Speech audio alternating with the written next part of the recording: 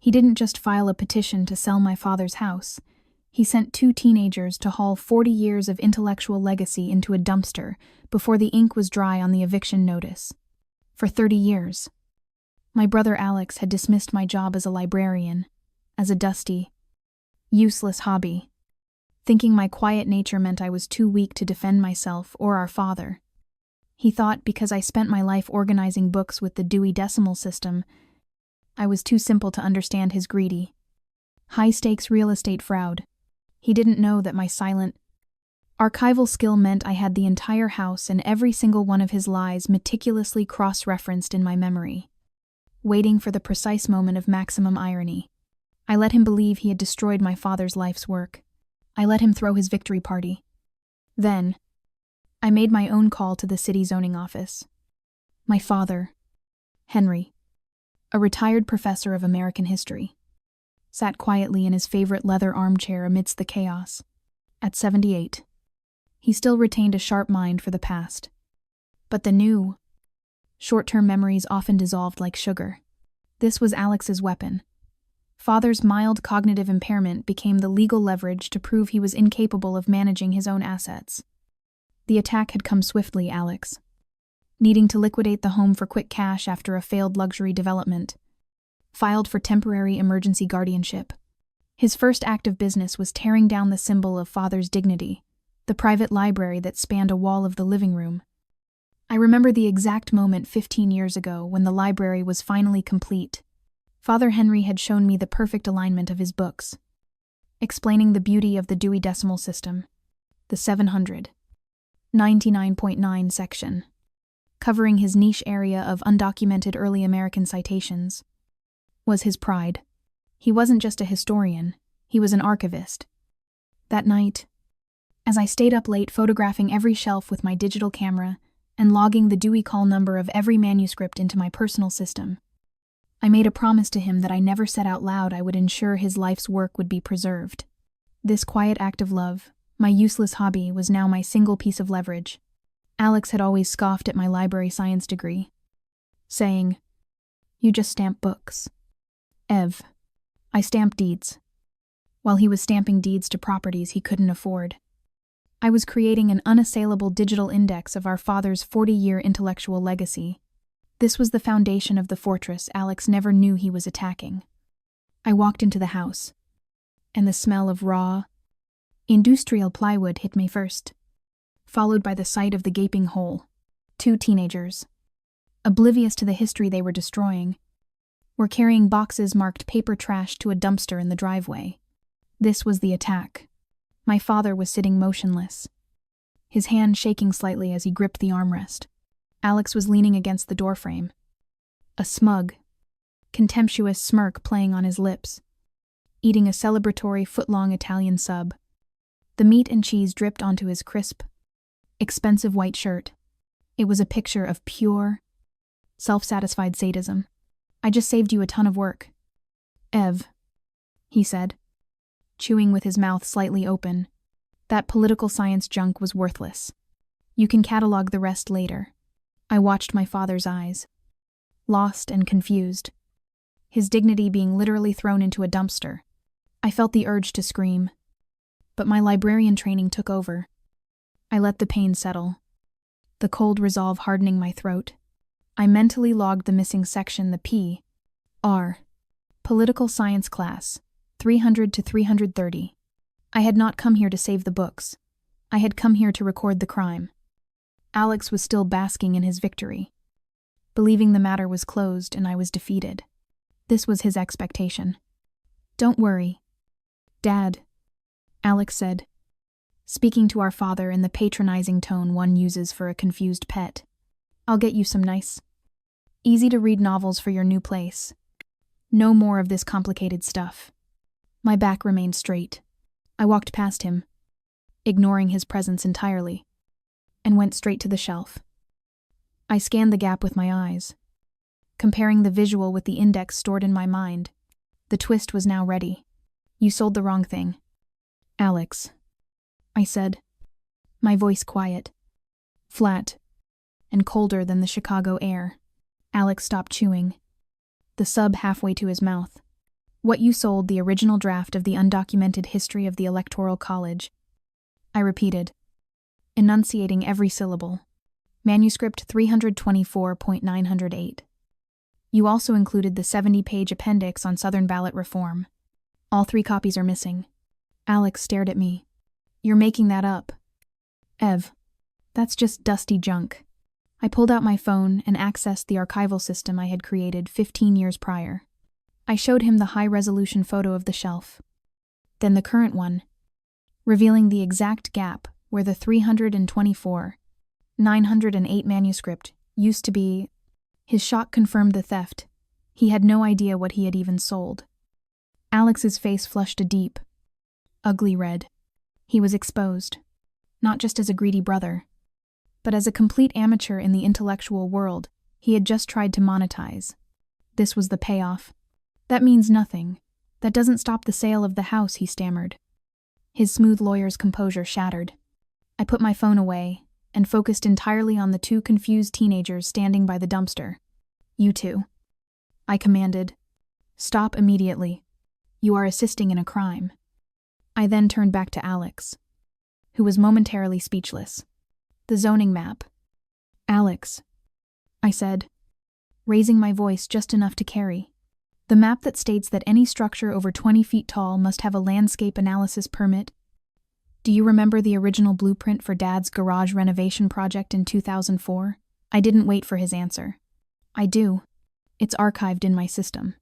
And it proves your ill-fated luxury shack project on Elm Street violates 3 local ordinances. I found the original filing in the bottom of Dad's filing cabinet last week.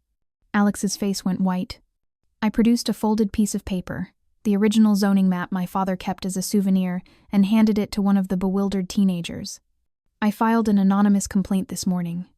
Unless you immediately reverse this book disposal and provide proof of the father's medical competency, your Elm Street project is going to be investigated by a very bored city official. Alex was completely defenseless. His entire career was built on the appearance of being the system exploiter. I had just used his own system against him. He was forced to humiliatingly tell the teenagers to unload the boxes from the dumpster in front of his father and place them back on the library floor. Alex had been beaten by a librarian, a Dewey Decimal code, and a 20-year-old zoning map. His professional arrogance had cost him the first skirmish. He watched the teenagers return the trash. I saw the flicker of sheer, unadulterated rage in his eyes. He was defeated, but not repentant. He knew he couldn't fight me on the intellectual or legal grounds of his real estate business. He had to go deeper and darker. I watched him pull out his phone and walk away from the library. He stopped by the front door and made a call. Guardianship is the only way. I heard him whisper. The library is worthless. But the house and the portfolio aren't. We need that full competency evaluation. I want Evelyn completely locked out of his finances and his life. Starting now.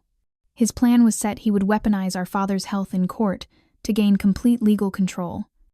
He believed the legal system would always favor the ambitious, well-dressed lawyer over the quiet librarian. But he didn't know the librarian had already created a secret system of checks and balances that would use the very act of the guardianship to expose his deeper crimes. The call for the guardianship hearing landed on Evelyn's kitchen table 48 hours after the zoning map gambit. It was Alex's countermove. The reactive escalation to his public humiliation. He was no longer trying to steal books. He was trying to steal the father himself. He filed the emergency motion claiming that Father Henry was mentally unstable and prone to hoarding worthless paper assets, citing Evelyn's intervention over the trash library as proof of her shared delusion. This was the core attack of Part 2, weaponizing the father's mild cognitive impairment to lock Evelyn out of his finances and his life. I sat down and read the court documents, feeling the familiar, cold knot of dread mixed with absolute clarity. The document ordered Father Henry's immediate temporary relocation to a safe, therapeutic environment, a euphemism for a sterile, lonely room while the house was to be sealed for inventory. Alex was using the legal system to search for the one thing he hadn't found yet, the original deed to the house, which he suspected was hidden somewhere. Alex didn't know I was 5 steps ahead. 15 years ago, shortly after my mother died, Father Henry had pulled me aside. I've archived the most important thing of all. Evelyn, he whispered, placing a roll of brittle blue paper in my hands. Not with the books, but in the walls. It was the original architectural blueprint, dated 1975. Meticulously detailed with a tiny, hand-drawn circle next to the living room fireplace chimney labeled W. Safe. This blueprint, which Alex dismissed as a dusty paper, was the leverage of the entire story. It meant Alex could seal the house. But I knew exactly where to look when the time came. Alex arrived at 10:15 a.m. on Friday with a court representative and a locksmith. I watched from across the street as he supervised the work, ostentatiously changing the locks on the heavy oak front door. This was his expectation that I would feel the sting of being legally excluded from the family home. He even paused, catching my eye from the porch, and gave a tight, superior, triumphant nod. He was indulging in the small-scale cruelty of a sadist, end quote. I mentally noted the exact time, 10:15 a.m., and the specific brand of the new lock. Alex didn't know that my quiet work with the blueprints years ago had revealed a service entrance in the back that bypassed this main lock entirely. He was showing off a lock that didn't matter. The pain of seeing him displace my 78-year-old father was acute. But my focus remained on the embedded intelligence. The blueprints were safely in my off-site archive, and they guaranteed my future access. He locked the front door. I locked the outcome. The memory of Alex mocking me for keeping the blueprints came back with chilling clarity. I had been organizing my archival papers when Alex found the fireproof folder. "You archive junk, Ev," he had scoffed, tossing the folder back onto the desk. "Look at this. A drawing of an old wall safe. This is why you're still cataloging books and I'm acquiring distressed properties." His laughter was patronizing and vile. He wanted to liquidate the house for cash. Yet he discarded the very document that detailed its hidden assets. Maximum irony settled over me while I was meticulously preserving the house's hidden secrets through my useless archival hobby. Alex was using his real estate savvy to tear down the house's physical structure and displace the Father Level 9 legacy destroyer. Alex was beaten not by a lawyer, but by a roll of blue paper. Alex, now holding the key to the sealed house, had a window of 2 days before the official court inventory began his time to find the hidden deed. He was convinced he would find it in the father's study. This was his fatal arrogance. I decided to destroy his window of opportunity. I didn't argue the guardianship. Instead, I calmly walked into the city's Homeowners Association HOA office and filed a minor but unassailable violation notice, using my knowledge from the zoning map incident. The violation stated that due to historical structural records, my blueprints, the fireplace chimney was flagged as an unregistered structural anomaly and must be inspected by a licensed structural engineer before any deep cleaning or inventory could proceed. This was the twist.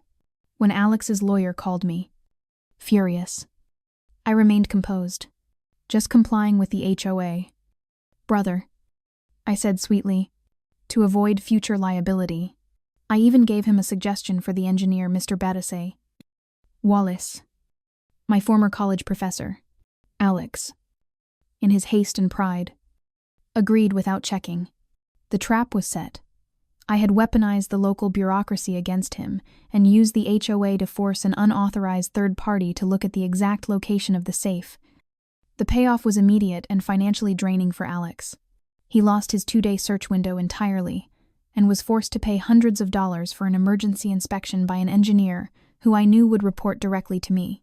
Alex, the master of predatory real estate, was being managed by an archival librarian using a petty HOA violation. He was forced to stall the inventory and frantically call the engineer.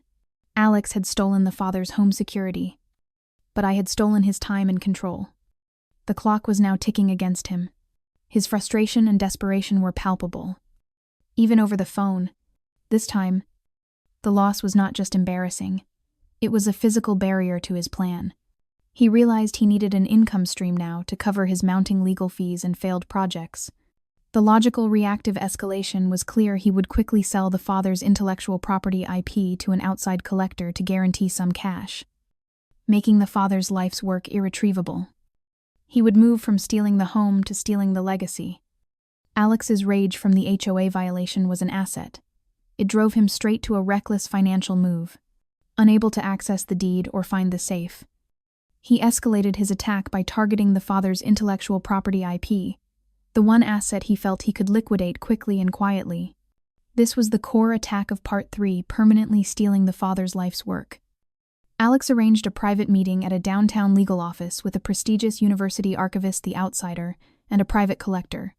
Alex intended to sell the unpublished manuscripts as a bundle, making them financially irretrievable to Evelyn.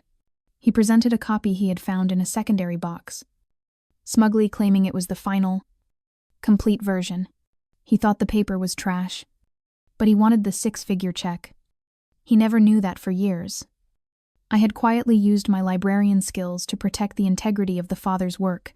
This meant creating a meticulous digital rights management DRM metadata profile for the manuscripts, logging their creation dates, and the father's unique citation style. I remember staying up until 3 a.m. on numerous nights to perform this detailed work while Alex was out partying, mocking my useless late-night efforts. This metadata, which Alex couldn't see and wouldn't understand, was my leverage. It proved that I, the simple stamper of books, was the true custodian of the father's genius. Alex was in his element. Holding court, he charmed the archivist, claiming, "It's the final, complete version, perfectly ready for legacy publication." This was the expectation that the archivist would trust the well-dressed lawyer over the quiet sister. Alex even smirked at me, daring me to speak up. I remained silent, watching his confident performance. He was committing level 12 absolute hypocrisy, lying about the sanctity of intellectual property. I mentally noted the watermark date 2012 on the fake manuscript Alex displayed. I knew the true final copy was dated 1999. Maximum irony. While Alex was focused on the cash value of the paper, he missed the fundamental intellectual flaw of his product. He had chosen to sell a version that the father himself had corrected years ago. A deliberate insult to the father's legacy. The memory of the father finding the citation error came back vividly. It was a minor typo in the footnote of the 2012 draft, a comma instead of a semicolon in the 324.908 manuscript. The father had beamed with pride when he spotted and corrected it in the 1999 original. This tiny, personal detail, a micro-typo, was the evidence of intellectual fraud. Alex had chosen to sell a draft that the father had deemed imperfect. This betrayal was the ultimate legacy destroyer act, level 9. I reached into my briefcase.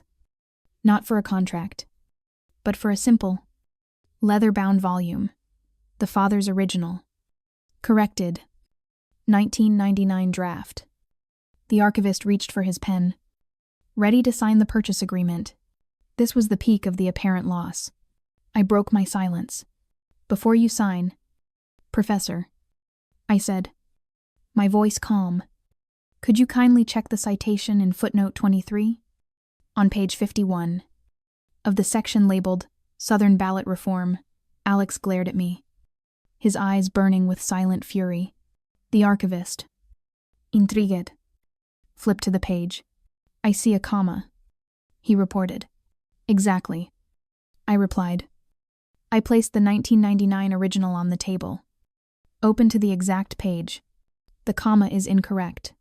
It should be a semicolon. My father corrected that error on October 11th, 1999. Alex is trying to sell you an outdated, uncorrected draft. This was the twist. I then pulled out a printout of the DRM metadata profile I had created at 3 a.m., showing the father's corrected version had been digitally logged before Alex even found the watermarked copy. I didn't accuse Alex of stealing. I accused him of selling tainted goods. The archivist, valuing intellectual integrity above all else, paled. The archivist immediately pushed the papers away. "This deal is off," he stated, appalled. I cannot acquire manuscripts tainted by such a deliberate discrepancy. The intellectual integrity is destroyed. Alex's face went white.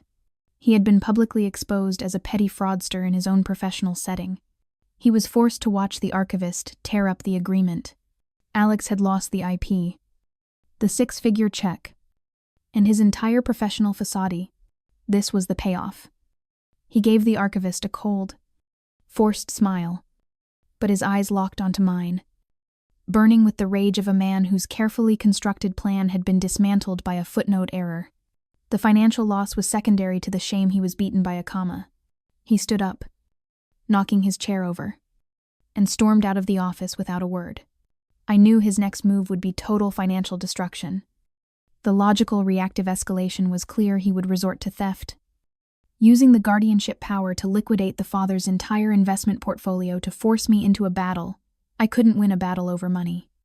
I had won the battle for the father's legacy, but the cost was the final descent into Alex's desperate criminality. Alex's loss of the intellectual property deal was a public humiliation that cut deep, but the true threat lay in the six-figure financial hole he couldn't fill. His reaction was predictable, utter desperation leading to criminality. This was the core attack of Part 4, financial ruin, using the guardianship power he still held. Alex targeted the father's $200,000 investment portfolio, the entire corpus of his retirement. He was shifting from white-collar fraud to outright theft, level 7 social parasite. Alex, in his hubris, believed the signed legal documents from the guardianship gave him total authority. He arranged a meeting with Susan, the father's longtime financial advisor and notary.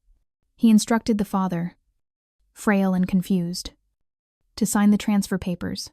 He thought he was completely covered by the court order and the father's signature. This was the trap I had set months ago, the notary's safe word logic. Evelyn, knowing Alex's predatory nature, had established a secret protocol with Susan. Any withdrawal or asset transfer over $50,000 required the verbal safe word sycamore. Alex was unaware of this simple, trust-based authentication system. This simple word, which he didn't know, was my leverage to prove that the father's signature was coerced or the notarization forged. I sat in my apartment, on a conference call with the father's bank manager, Susan the notary, and Alex's lawyer, listening to Alex's smooth, confident voice. Alex forced the father to sign the papers to transfer the entire $200,000. This was the attack. The father's voice, when he confirmed his name, was weak and slurred, a clear sign of distress. I heard Alex prompt him. "Just sign. Dad, it's for your taxes." This was a vile, deliberately. Tragedy threshold was met. The father's entire retirement savings were about to be stolen, leaving him financially dependent on Alex. I mentally recorded the time, 10:15 a.m., and the weak inflection of the father's voice. I knew Susan, the notary, would refuse to certify the documents without the safe word.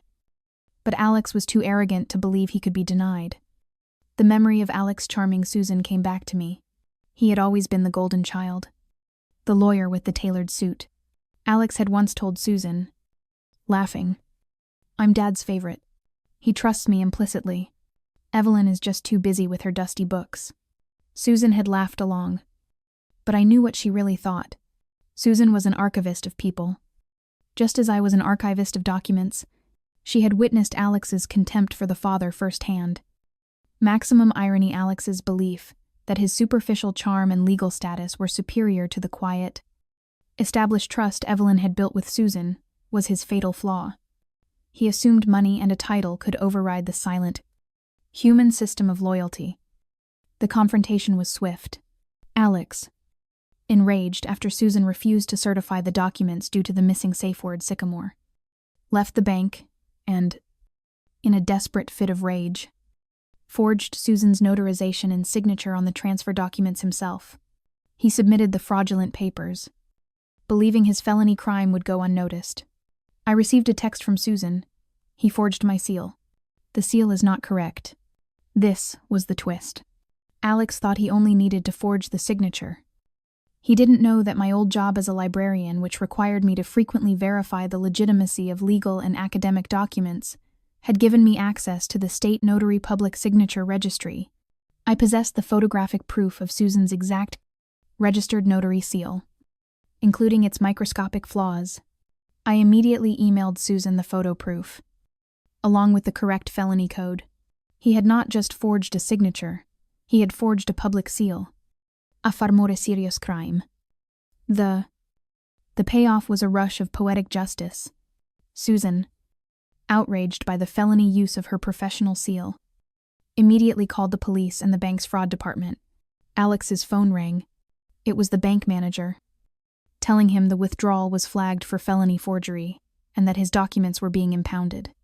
Alex realized he was now a fugitive. I heard the panic in his voice as he tried to argue with the manager. He was forced to flee the city, the place he called his kingdom in disgrace. A desperate criminal. The quiet librarian had weaponized a simple safe word and a government registry against the predatory lawyer. This act of exposing the forgery was the definitive line Alex was now a criminal with a warrant out for his arrest. The logical reactive escalation was clear. Alex's most desperate act would be to destroy the only remaining piece of evidence that tied him to the POA forgery, to the physical document itself, by breaking into the house in the dead of night. I knew he was coming. The trap was ready. The final, desperate hour arrived just after 3 a.m. The reactive escalation from Part 4 Alex's flight after committing felony forgery had driven him to his final, irrational act. This was the core attack of Part 5, physical intrusion, and the destruction of the last legal vulnerability. He was no longer trying to steal. He was trying to erase the crime. Alex, now a fugitive, had broken into the father's sealed house. His frantic goal to find and destroy the original power of attorney POA document that linked him to the $200,000 fraud. Alex, in his arrogance, had only focused on documents. He didn't know the full extent of the librarian's intelligence. Earlier that week, I had accessed the house through the Blueprint Secret Service entrance and installed my last piece of leverage, a simple, inconspicuous smart speaker, the tech-illiterate trap near the main hallway. I had pre-programmed it to start recording when the external security system was triggered, which I knew Alex would trigger.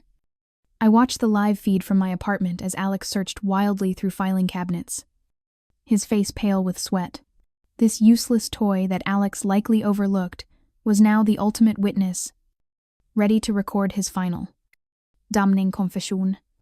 Alex finally found my binder containing all the paper evidence photos of the missing Dewey codes, printouts of the watermarked IP, the zoning map, and Susan's text about the forged seal.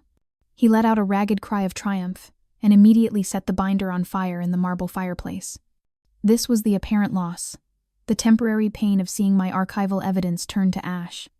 I watched him on the screen, feeling a momentary pang, but I remained cold. He believed that by burning the paper, he was burning the entire case. Embedded intelligence reminded me, the real evidence the POA divided by deed is physical in the safe, and the ultimate proof the confession is now electronic on the cloud. Alex had destroyed his own alibi. Alex was consumed by panic. He searched the study, then the kitchen, then the attic, never once thinking to check the one place he had dismissed from the beginning, the library. He frantically screamed into the empty house. Where is the POA I need to burn? The POA maximum irony was achieved.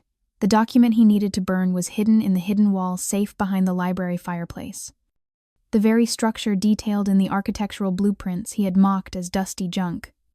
While Alex was descending into a criminal, desperate rage, I was simply waiting for the inevitable, his verbal self-destruction. The tension broke when Alex returned to the main hall, screaming, his voice cracking with rage. He had failed to find the document. The smart speaker, triggered by the alarm, was recording. This was the twist. He slammed his fist on the wall and yelled, "The deed.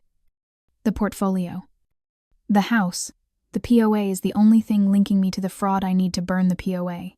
That single, desperate sentence was the kill shot.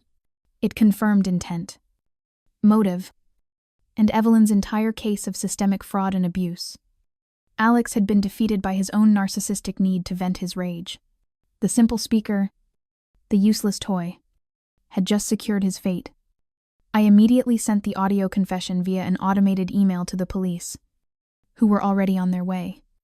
Alerted by the security system, The payoff was total and absolute. When the police burst through the front door, they found Alex, hysterical and screaming. Still searching for the non-existent POA, he was arrested on the spot for felony forgery, breaking and entering, and attempted destruction of evidence. Total destruction goes to jail. I arrived at the house with the father, who had been resting at a safe place nearby, and calmly directed the police to the fireplace. In front of the officers and my father, I opened the hidden wall safe, using the combination from the blueprints. I took out the two documents, the original, valid power of attorney, and the original deed to the house. The father, quiet and lucid, looked at me and smiled. His dignity restored. Alex's world was destroyed, and the quiet librarian was left in control of the house.